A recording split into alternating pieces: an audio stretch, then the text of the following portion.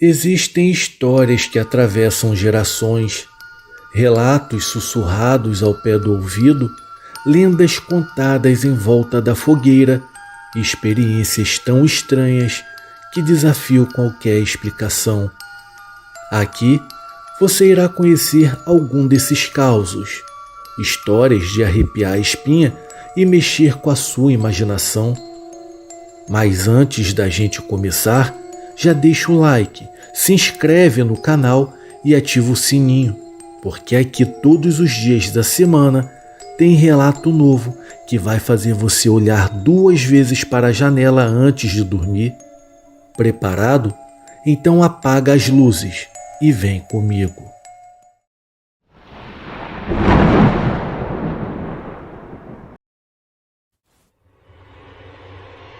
Um acampamento inesquecível.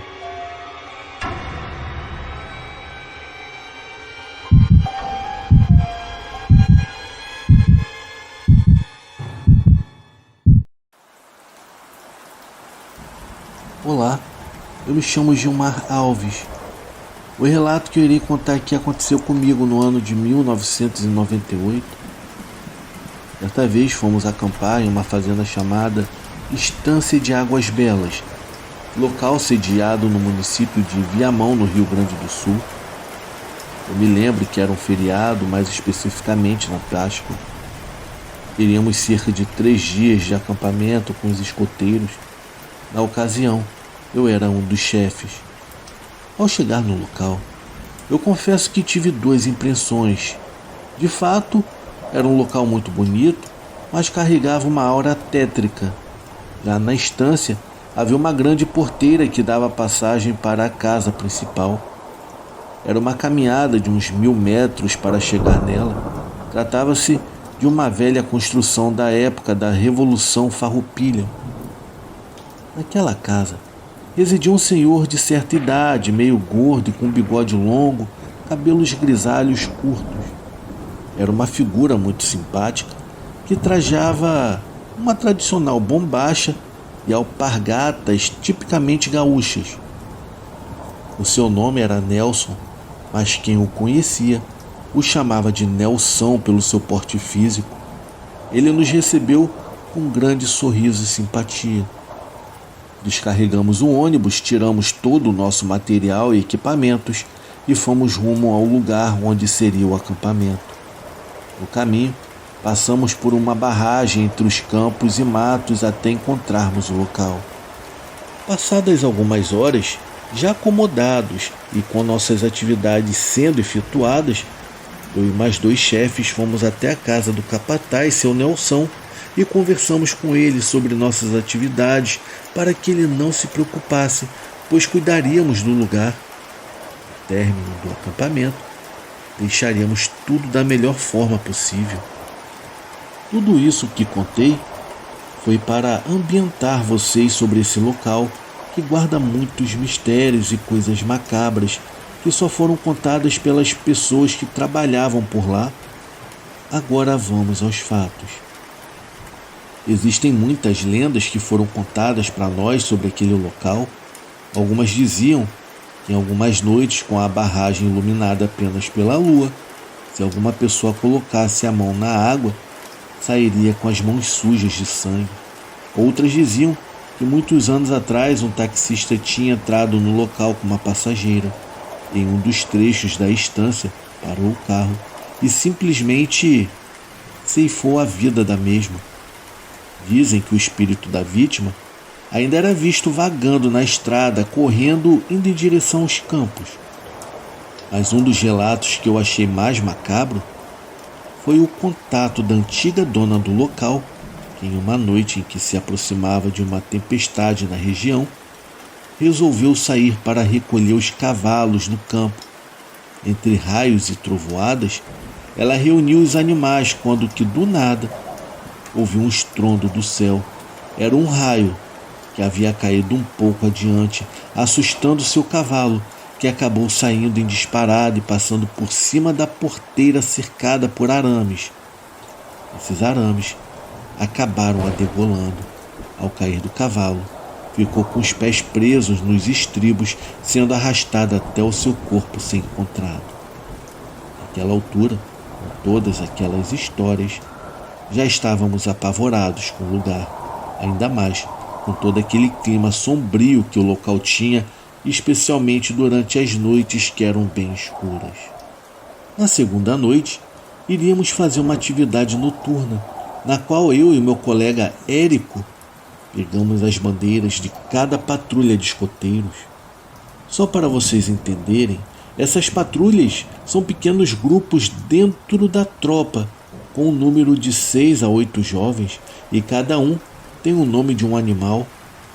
Organizando tudo, saímos da fazenda com 4 bandeirolas, cada um de nós com 2 nos ombros, e seguimos entrando campo adentro.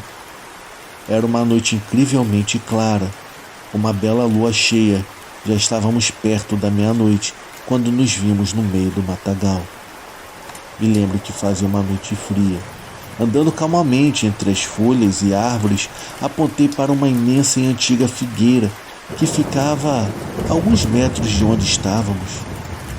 Resolvemos ficar por ali, pois sabíamos que os escoteiros não teriam coragem de sair da fazenda para nos procurar no campo aberto, pois se nos pegassem, dariam uma coça por pegarmos os seus símbolos de patrulha, além de representar a honra e a identidade das mesmas. Passado um tempo, eu comecei a sentir algo estranho. Eu virei e comentei com o Érico que era bom voltarmos, pois eu estava com mau pressentimento. Era uma sensação de estar sendo observado, seguida de uma impressão de que algo ruim estava prestes a acontecer. Através de nós havia uma estrada que era cercada pelo mato de ambos os lados. Eu fiquei tenso olhando de minuto a minuto naquela direção, como se algo me atraísse para lá. Eu sempre tinha a impressão de que havia alguém ou que iria ver alguém naquele ponto específico. Logo em seguida, eu pude ver a uns 500 metros as luzes das lanternas dos escoteiros que chegaram perto da cerca, mas em seguida voltaram. Ficamos ali mais um tempo. Então, Érico falou que deveríamos esperar os escoteiros dormirem e aí colocaríamos as bandeirolas no campo deles. Aquele sentimento de medo e tensão já me dominavam. Eu nem sabia o motivo para sentir aquilo. O fato de estarmos longe do acampamento fazia essa impressão aumentar ainda mais. Antes de sair daquele lugar, eu dei mais umas 2 olhadas para trás na direção daquela estranha estrada, mas nada de anormal. Ao me virar para seguir em frente, algo me fez olhar novamente, e confesso que foi a pior coisa que fiz. Ao me virar, eu pude ver 2 cães.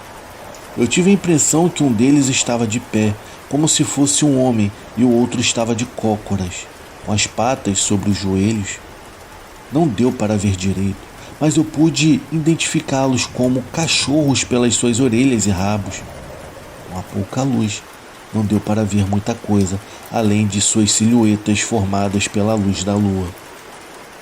Eu fiquei sem reação naqueles poucos segundos que testemunhei aquilo. Eu me virei para o Érico, que era muito corajoso e já havia dado provas disso em anos de escotismo. Com sua parceria, não tínhamos medo de nada. Eu o cutuquei e disse para olhar na direção de onde estavam aqueles animais. Mal terminei de falar, ele simplesmente saiu correndo como se fosse um atleta olímpico, me deixando para trás. Eu nem pensei em seguir o exemplo e corri feito louco, perdendo de vista seja lá o que eram aquelas criaturas vagando no meio do nada. Chegando no acampamento, relatamos o fato e encerramos nossa atividade noturna, ficando a noite inteira de ronda e alimentando a fogueira com a tola ilusão de nos mantermos em segurança. Foram momentos de muito medo e tensão, pois não tínhamos a mínima ideia do que nos cercava a meio àquela mata sombria. Ficaram muitas perguntas sobre aquela noite, especialmente o que poderiam ser aquelas criaturas. Eram cães do mato, talvez lobisomens, cães do inferno em busca de almas perdidas naquela mata? Sei lá. Eu confesso que eu não sei se foram as histórias macabras contadas ou o que eu e o Érico vimos que mais me apavorou. Só sei que jamais esquecerei aquele lugar e aquela noite, pois eu não tenho dúvidas. Aquele lugar esconde-se muitas coisas sobrenaturais. Boa noite. O encontro sob a luz da lanterna.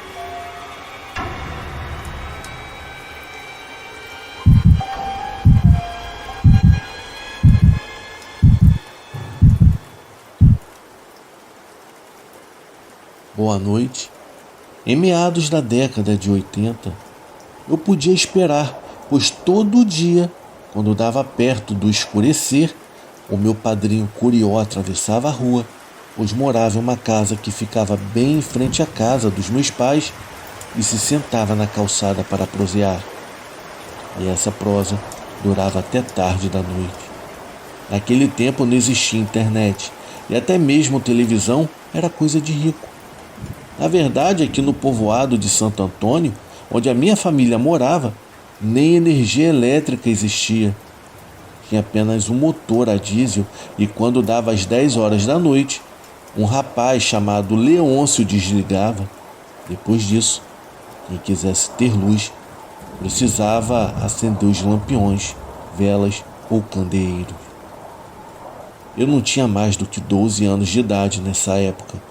Porém, eu gostava por demais de ficar escutando os causos que o meu padrinho Curió contava. E vocês querem ver uma coisa? Era quando meu avô Leonel resolvia aparecer lá em casa. Era cada história, uma mais cabeluda do que a outra, que fica até difícil de escolher qual contar.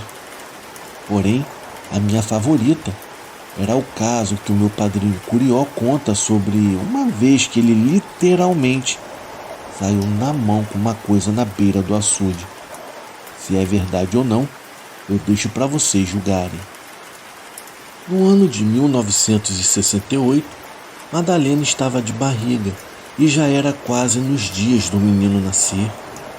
Como a gente morava num terreno longe do comércio, na base de 2 léguas, eu achei melhor levar ela para a casa do meu sogro e deixar lá até o menino nascer. Só que eu não podia ir também, pois eu precisava ficar cuidando dos animais e também trabalhando na roça. Eu levei ela numa quarta-feira, e quando foi numa sexta-feira, na base de umas 7 horas da noite, eu estava sentado no terreiro, fumando um banzé e admirando o céu brilhoso. Foi então que eu vi uma luz de uma lanterna a pilha vindo pela estrada. Pouco depois, eu escutei a fala do meu amigo Luiz de Santo. Ele morava num terreno perto do meu e naquela noite foi lá em casa dar um dedo de prosa e também saber das notícias da minha esposa. Ficamos proseando até mais tarde. Depois, quando foi dando na base das 9 horas da noite, Luiz de Santo voltou para casa. Como a lua estava bem bonita, ainda vi ele indo até sumir bem mais adiante. Eu entrei e antes de fechar a porta, eu escutei um grito. Na hora, eu me armei e corri para fora. E então, eu vi a luz da lanterna caída no chão e o meu amigo Luiz correndo de volta para minha casa. O homem estava branco e sem conseguir falar nada. Eu não sabia o que havia acontecido, mas pelo estado de nervos que ele chegou, alguma coisa muito séria havia acontecido. Eu corri até a cozinha, peguei uma caneca d'água no pote, coloquei uma colher de açúcar e dei para ele beber. Depois de uns minutos, ele, mais calmo, me falou que estava indo para casa. Foi quando chegou na estrada que levava até o açude e viu um homem parado. Ele até pensou ser um pescador e por isso continuou andando.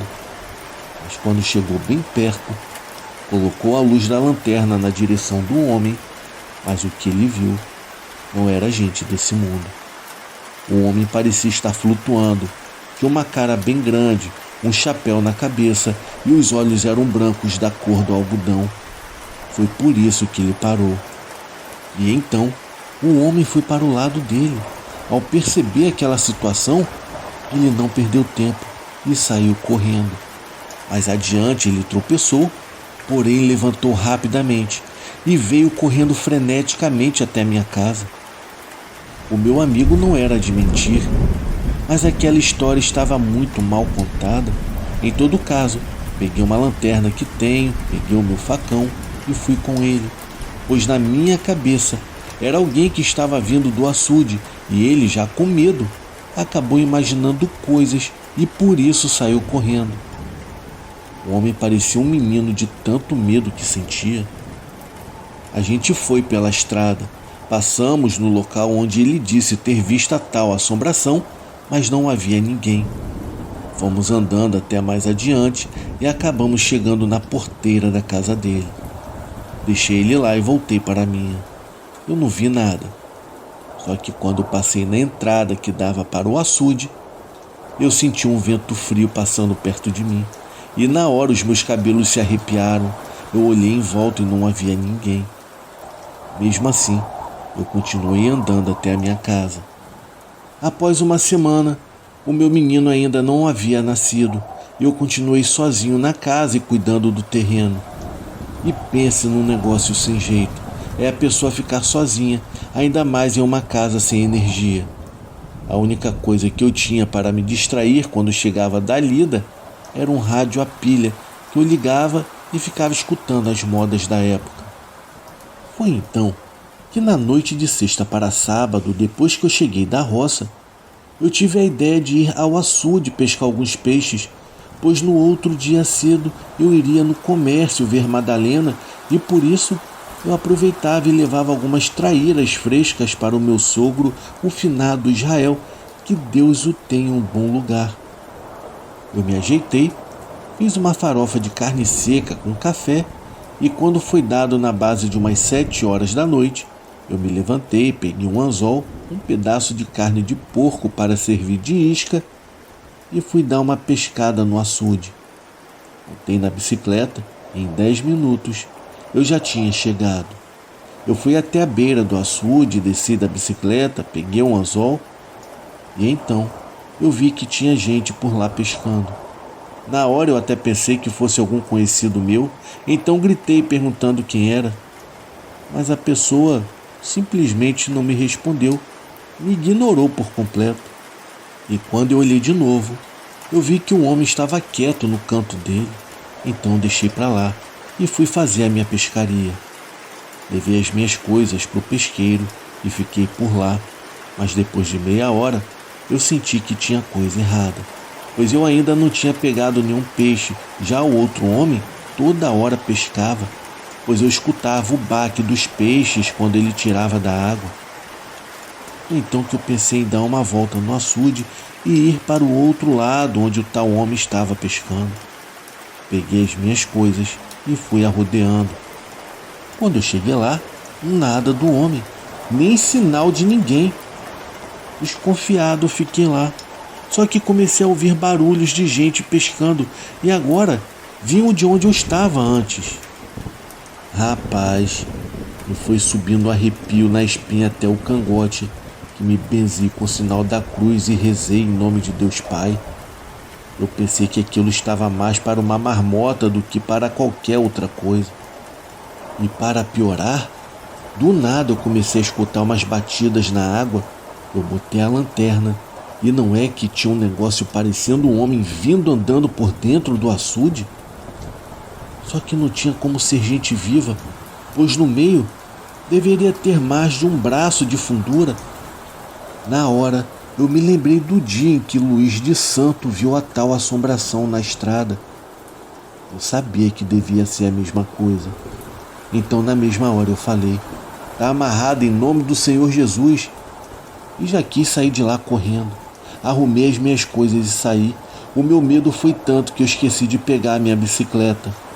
Só que depois de uns 50 metros, eu lembrei e, morrendo de medo, eu voltei para pegar. Eu fui iluminando o percurso com a minha lanterna e rezando para não topar de frente com aquele homem. Mas quando eu cheguei perto de um pé de pau onde a minha bicicleta estava encostada, eu senti um sopro no cangote. Não teve cabelo no meu corpo que não se arrepiasse. Eu me virei de vez, mas não tinha ninguém. Peguei a minha bicicleta e saí correndo daquele local. Só que antes de pegar uma subidinha para sair na estrada, eu escutei perfeitamente uma voz que vinha por detrás de mim. Quando eu me virei, havia um sujeito barbudo na estrada. Na hora que isso aconteceu, as minhas pernas na mesma hora amoleceram. Eu parei e fiquei sem reação, como se estivesse sem conseguir me mexer. Eu não vou mentir. Eu pensei que eu iria morrer ali naquela hora. Então o sujeito abriu a boca, como se quisesse falar alguma coisa. Mas antes mesmo de falar, a minha voz voltou e eu fui logo gritando para ele desaparecer. As forças do corpo também voltaram. Então me virei, só que ele segurou na garupa da minha bicicleta. Eu puxei uma faquinha da bainha e rodei no pé do cangote do sujeito. Só que passou direto. Foi a mesma coisa de cortar o vento. O sujeito, por sua vez, ficou me encarando. Então, na hora, eu criei coragem de cair para dentro. Eu dava uns tapas, mas parecia que o homem era feito de massa. E por isso eu deixei a bicicleta para trás e comecei a correr. Só que não corri nem 10 metros e senti um puxão na camisa e eu caí no chão todo desmantelado, com os meus olhos todo arregalados. Foi quando eu vi o sujeito de novo. Ele estava de pé do meu lado. Na hora, me deu um negócio ruim, mas o sujeito esperou eu levantar e depois se afastou e desapareceu bem ali na minha frente, diante dos meus olhos. Agora pense numa situação difícil na vida de um homem, pois se eu corresse, ele me pegava na carreira, e se eu partisse para a briga na base do tapa, eu iria apanhar. Então eu respirei e falei que ele me deixasse em paz, pois eu não queria confusão. Não é que o sujeito apareceu de novo? Mas dessa vez ele não me atacou. Ele foi andando no meio do mato, me acompanhando enquanto eu fui empurrando a minha bicicleta pelo caminho até chegar à estrada maior. Foi nessa hora que eu montei e só parei na minha casa. Decidi em diante, nunca mais inventei de pescar à noite naquele açude. Eu não sei quem era e nem o que queria, mas graças ao bom Deus, eu saí com vida e estou contando aqui esse relato para vocês. Porém, essa é uma das histórias que o meu padrinho Curió contava quando eu era apenas uma criança. Mas se engana quem pensa que só foi essa, pois ele tem muitas outras. Esse foi o meu relato. Eu espero que vocês gostem.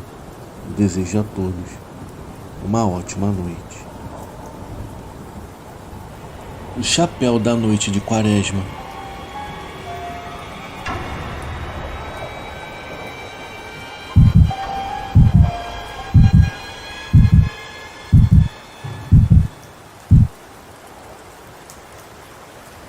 O meu nome é Sara. Eu moro em São Leopoldo, Minas Gerais. Eu escrevo porque eu gostaria de contar um relato que aconteceu com meu avô Arnaldo, quando ele ainda era mais novo. Desde que aconteceu esse fato, ele conta para todo mundo e diz que a partir daquilo que aconteceu, ele mudou, se tornou outra pessoa. Nas reuniões em família até hoje, ele gosta de contar com a mesma cara de assustado. Aliás, não tem quem não fique com medo da maneira como ele fala, do jeito que se expressa e com as feições que ele faz quando conta esse fato. Todo mundo fica apreensivo, tenso e nervoso. O fato aconteceu no interior de Minas Gerais, na cidade de Volta Grande. O meu avô, na época, tinha 19 anos de idade. O que eu vou contar aconteceu na época da Quaresma, período em que os antigos acreditavam ser repleto de superstições e acontecimentos assombrosos. Os antigos temiam muito a Quaresma.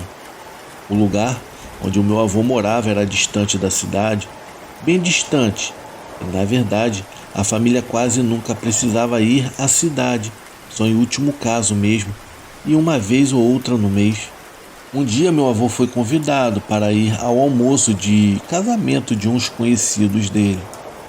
Esse almoço seria num lugar muito, mas muito longe, coisa de ir andando a cavalo por mais ou menos umas 2 horas sem parar, e não tinha mais nenhum outro caminho. A estrada era a única que ligava a propriedade que o meu avô era dono até o local onde ia acontecer esse almoço. Esse dia, a minha bisavó ainda falou para ele: meu filho, por Deus, não sai não. Não é bom sair nessa época de quaresma. A gente ouve tanta história que dá medo. O meu avô então respondeu para a mãe dele: para com isso, mãe. Eu não tenho medo de nada não. Eu não acredito nessas coisas. Eu não vou deixar de ir para o almoço de casamento de uns amigos por causa de uma superstição boba como essas. Esse negócio de quaresma, de meia-noite, comigo não tem nada disso não. Pode ficar tranquila, mãe.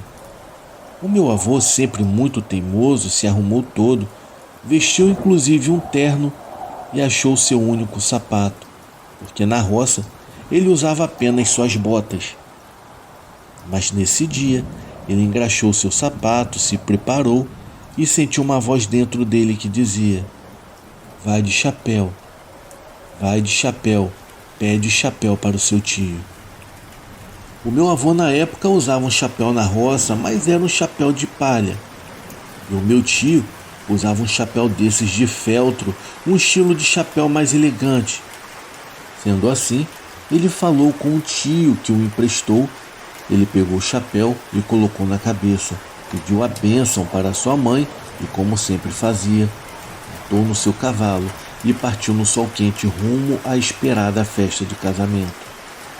Ele já tinha andado bastante, já estava praticamente no meio do caminho e quis se esticar um pouco, se espreguiçar, quando viu um boteco e resolveu dar uma parada.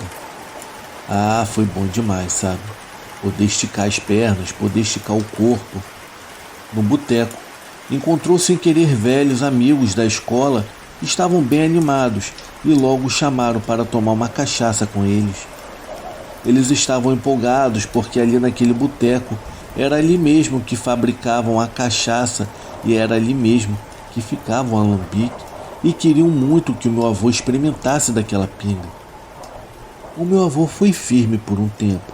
Ele recusou, depois recusou mais uma vez, recusou pela terceira vez, mas no fim acabou aceitando a primeira.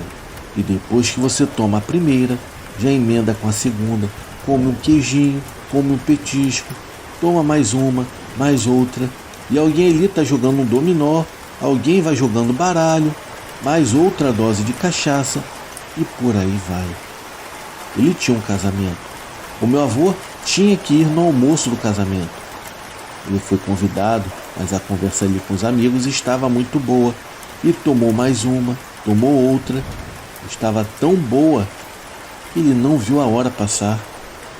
De repente já eram 7 horas da noite quando percebeu que estava muito escuro lá fora. O casamento era na hora do almoço.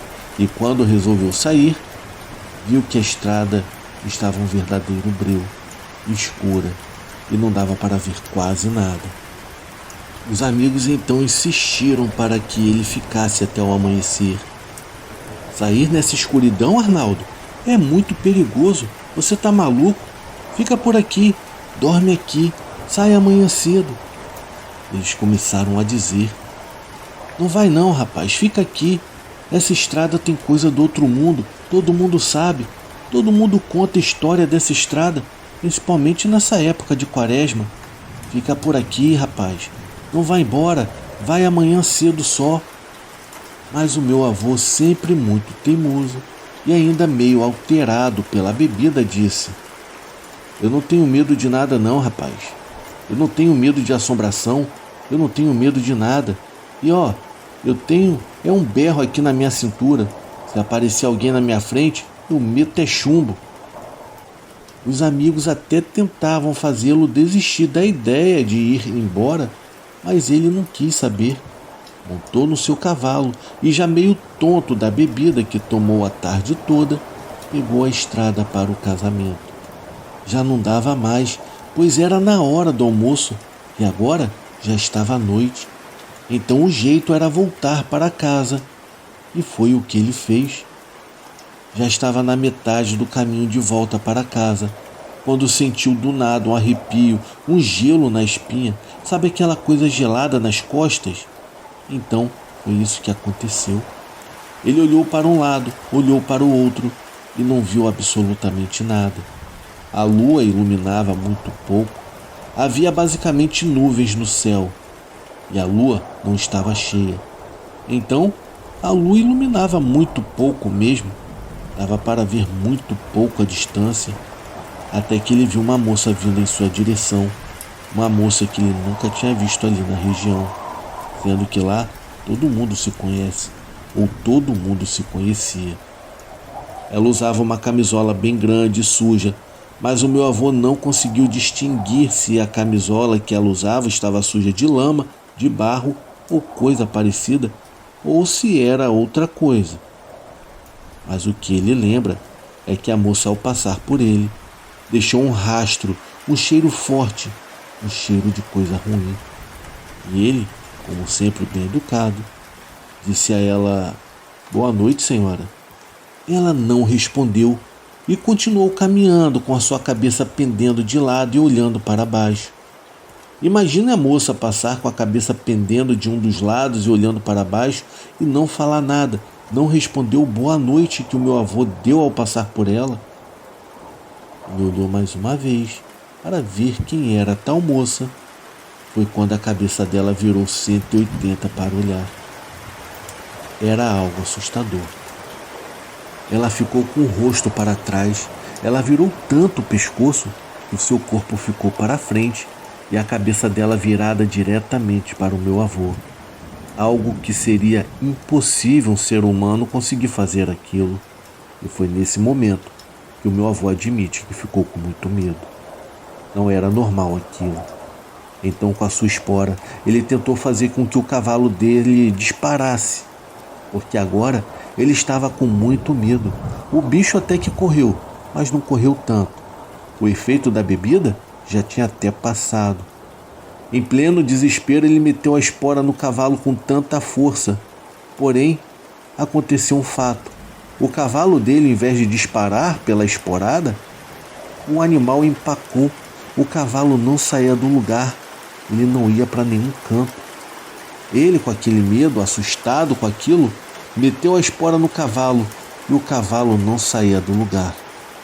O meu avô disse que deu umas esporadas no bicho com tanta força que o bicho não reagia. Foi quando, de repente, ele viu um caixão no meio da estrada. Ao ver aquilo, ele quase desmaiou. O cavalo, ao contrário de correr, começou a relinchar e começou a empinar. Empinava e relinchava, e o meu avô, completamente desesperado com toda aquela cena, não perdeu tempo e puxou o seu revólver. Ele até tentou atirar na direção do caixão, mas por incrível que pareça, a arma não funcionou. Ele tentou uma, tentou duas, e não havia o que ele fizesse, aquele revólver não disparava. O revólver estava carregado, nunca tinha falhado. Todas as vezes que ele usou aquele revólver, ele funcionou perfeitamente. Agora simplesmente não funcionava. Sem saber o que fazer diante daquela situação desesperadora, ele lembrou de fazer uma oração. No desespero, ele grita, ele clama para Nossa Senhora que o ajudasse, que ela livrasse daquele perigo, que ela viesse protegê-lo naquela situação. Foi quando então veio um vento que levou o chapéu embora. O chapéu que não era dele, chapéu que ele havia pegado emprestado com o tio. Um chapéu bonito, um chapéu elegante para ir à festa do casamento, que no caso ele acabou não indo. E agora veio um vento, não se sabe de onde, e de repente levou o chapéu do tio embora e jogou para longe e desapareceu no meio da escuridão. Dentro do chapéu caiu um papelzinho e, mesmo escuro, ele reconheceu que era a imagem da Nossa Senhora, e do outro lado tinha uma oração que o tio costumava deixar dentro do chapéu colado. E agora, com o vento, o chapéu foi jogado para fora e a oração caiu ali para ele. Foi então que, por milagre, o caixão desapareceu, e mesmo meu avô não fazendo nada, O cavalo de repente saiu e disparou igual um foguete. Quando chegou em casa, todos dormiam. Então ele entrou em seu quarto. Porém, quem disse que o meu avô conseguiu dormir? Ainda estava assustado com tudo que ele havia presenciado, com tudo que ele tinha testemunhado. Mas o pior iria acontecer no dia seguinte. Assim que amanheceu, apareceu uma moça trazendo o chapéu para o meu avô, no caso, aquele chapéu que ele havia perdido naquela confusão toda da noite. A moça chegou perguntando por meu avô Arnaldo. O meu avô foi falar com ela e ela disse que veio trazer o seu chapéu. O meu avô, assustado, ainda pensou: quem é essa moça? Como ela sabia desse chapéu? Então ele, curioso, perguntou: quem é você? Como que você encontrou esse chapéu? Ela olhou bem para o meu avô e não respondeu nem quem era e nem como encontrou o chapéu. Ela apenas perguntou: você não se lembra, Arnaldo? Você não se lembra de mim? Nessa hora, o meu avô deu um pulo para trás. Marilda? É você, Marilda? O meu avô não teve mais dúvida. Era ela mesma, a quem ele tinha prometido mundos e fundos, a quem ele tinha prometido amor eterno, a quem ele tinha prometido casamento, porém a abandonou, deixando-a desesperada, tanto que infelizmente ela cometeu a loucura contra a sua própria vida. E naquela noite em que vovô vinha pela casa na metade do caminho, era ela com a cabeça pendendo de um lado, olhando para baixo, que passou por ele com aquela camisola com a qual foi sepultada, suja de lama ou de sangue. Agora, ele sabia que era de sangue. E naquele momento de manhã, ela veio lhe trazer o chapéu. Era ela, Marilda, a que ele prometeu tudo, até mesmo o casamento, porém a abandonou. E ela, no desespero, tentou contra a própria vida, infelizmente.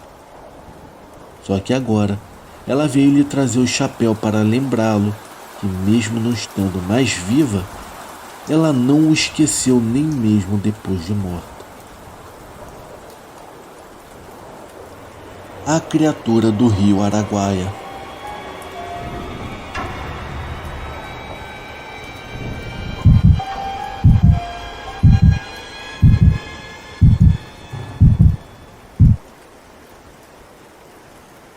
Boa noite a todos. Eu me chamo Luiz Emídio e moro em São Miguel do Araguaia. Eu tenho 43 anos de idade, sou casado e tenho 2 filhos. Sou comerciante, mas nunca me esqueci dos dias de simplicidade da época em que eu era um rapaz, e também das lendas que assombravam nossa região.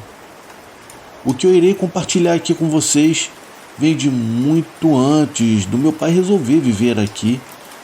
Eu acredito que isso seja muito mais antigo. Não moramos muito longe do rio Araguaia e da mata que o contorna. Aqui é uma região muito misteriosa e perigosa de se viver. Existem várias criaturas estranhas que eu ouvi só em relatos de moradores, mas há uma em especial que eu mesmo cheguei a ver. A nossa chácara era pequena e tinha algumas vacas, eram poucas, mas o meu pai também tinha outros animais. Uma vez, acordamos e fomos cuidar dos afazeres da chácara. Eu fui limpar o curral e vi de longe que algumas vacas estavam afastadas em um canto da cerca. Na hora eu não estranhei e nem passou pela minha cabeça que estivesse acontecendo algo. Quando eu acabei de limpar a pocilga, eu fui direto para ver as vacas. Foi a cena mais triste e medonha que eu já vi em toda a minha vida. Uma vaca estava em um canto, afastada das outras, em uma posição que parecia que estava arriada. As outras pareciam muito assustadas e afastadas do lugar onde eu tinha visto a tal vaca deitada. Ao chegar do lado, eu vi que ela estava morta, como se alguma coisa ou algum bicho tivesse agarrado a sua língua e a arrastado por alguns metros. eu vi o rastro que o tal animal fez com as patas no chão e a posição em que ela estava batia muito bem com essa desconfiança. A língua dela havia sido arrancada inteira, sem nenhum sinal de corte. Ao ver aquilo, rapidamente eu corri para avisar ao meu pai. Eu estava com as pernas tremendo e ele veio ver o que eu tinha visto. Passamos aquele dia todo com muito medo do que poderia ter feito aquilo. Se fosse um animal, seria um dos bichos mais perigosos daquela região, pois tinha tanta força que arrastava uma vaca pela língua. Essa semana foi um alvoroço para todos nós. O meu pai saiu para conversar com outros vizinhos, mas ninguém soube dizer o que poderia ser. As marcas do que aconteceu ficaram no local por vários dias e muitas pessoas viram com seus próprios olhos. A vaca fez tanta força que foi arrastada e suas patas furaram o chão onde ela havia caído. Alguns dias depois, soubemos de uma lenda que havia na região e não tivemos dúvidas de que era verdade. Um senhor que morava por lá há mais tempo falou que aquilo era obra do Arranca-Línguas, uma criatura que vagava à noite por toda a região do rio Araguaia e que até fez com que muitos fazendeiros abandonassem suas propriedades e fossem embora daquele local. A coisa era mais séria do que a gente imaginava, e foi quando ficamos muito preocupados com o que havia acontecido. As lendas falavam que aquele bicho já tinha atacado todo tipo de animal, que no caso se encontrava preso em cercados e até mesmo pessoas. Essa história também foi confirmada por uma senhora que no caso era nossa comadre há muito tempo. Ela conhecia um homem que foi encontrado em uma estrada com a sua língua arrancada e nenhum outro sinal em seu corpo. A família do homem foi embora pouco tempo depois do ocorrido e não quiseram nem falar sobre o que de fato havia acontecido. A cabeça da gente ficou muito perturbada naquela época. Não sabíamos o que fazer para não sermos mais visitados por aquele demônio durante a noite ou madrugada. O meu pai passava quase a noite toda acordado, vigiando as terras com muito medo de sermos pegos de surpresa. Depois que ele conseguiu uma arma, ele passou a dar tiros durante a noite e a ficar em cima de uma árvore que tinha na nossa chácara para ver se matava aquele bicho. Sempre quando anoitecia, ele saía para dar uma volta e dava vários tiros para o ar e no chão para que o barulho afugentasse qualquer coisa. As vigílias eram em horários diferentes na noite porque ele tinha que dormir para não ficar muito cansado no outro dia. Um mês se passou e não aconteceu mais nada no lugar. O meu pai conseguiu outra espingarda para eu ajudar, pois ele achava que a coisa tinha percebido que estávamos vigiando os animais. Ele achou que era isso porque teve uma noite que escolheu fazer a vigília a partir das 3 horas da manhã e saiu para subir na árvore. Enquanto caminhava até lá, deu um tiro no ar, como era de costume.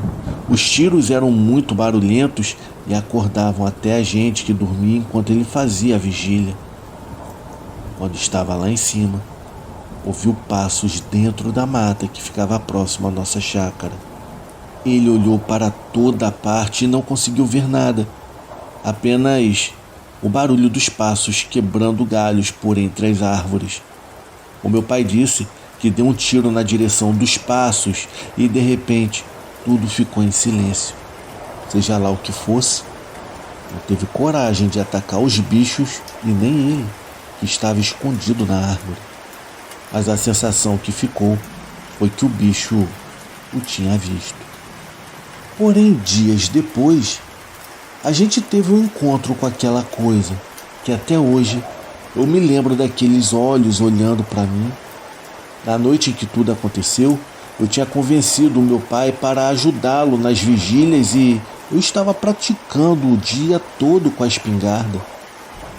Como já tinha algum tempo que não acontecia nada, baixamos a guarda e não fizemos mais as vigílias durante a noite. Nós só andávamos por toda a chácara dando tiros para o ar. Fazíamos isso todas as noites. Quando papai foi para um lado, eu fui para o outro, e eu dei um tiro na direção da mata e parei para carregar a espingarda. Nesse tempo em que eu parei, eu fiquei de cabeça baixa. Foi o tempo em que eu passei mais próximo da morte. Foi quando de repente eu ouvi: "Luiz, presta atenção!" E olhei para ver o que meu pai queria. Nessa hora, ele deu um tiro em direção aos galhos de uma árvore. Foi folha para todos os lados e fumaça de pólvora queimada. Quando eu olhei para o galho da árvore, eu vi um bicho todo peludo agarrado no tronco. Só deu para ver direito que ele tinha um focinho que era longo. Os seus olhos eram negros, não tinham a parte branca. Era uma coisa muito feia. O pelo da coisa era muito preto e sua mão agarrada ao tronco tinha garras do tamanho de um palmo. Foi rápido demais para eu me defender. Foi tudo muito rápido demais. Foi rápido demais para me defender. E depois do tiro, a coisa desapareceu. Eu não sei se ela correu ou pulou para um outro galho. Eu fiquei com muito medo naquele momento e não consegui nem me mexer direito. Quando chegamos em casa, o meu pai falou que eu não tinha experiência para enfrentar aquela coisa. Quando eu atirei com a espingarda, eu havia ficado sem defesa e podia ter sido morto facilmente naquela hora. Eu não discuti mais aquele assunto e achei até bom não fazer mais as vigílias com meu pai. Durante muito tempo ficamos assombrados com aquela aparição que não sabíamos se era um bicho ou uma criatura do inferno. Os tiros durante a noite ficaram comuns e a gente fazia sempre antes de dormir. Eu acho que isso afugentava ele, pois nunca mais nenhum bicho amanheceu morto. Eu só sei que anos depois eu me casei e me mudei da chácara e o meu pai continuou com aquele costume. Eu também acabei comprando uma espingarda e fiz como meu pai fazia. Hoje em dia, eu não faço mais isso. Mas não me esqueço do que a gente passou quando viveu naquela velha chácara. Quem quiser duvidar, que duvide. Mas coragem para viver aquilo, eu duvido que alguém tenha. Pois todas as noites, aquela coisa vaga por aquelas matas. E se encontrar alguém em seu caminho, esse não vai viver para contar a história como eu estou contando agora. Boa noite. Você que chegou até o final do vídeo, realmente eu lhe agradeceria se você desse o seu like e se inscrevesse para receber mais conteúdos como esse. Por hoje é só, mas nos veremos em breve no próximo vídeo.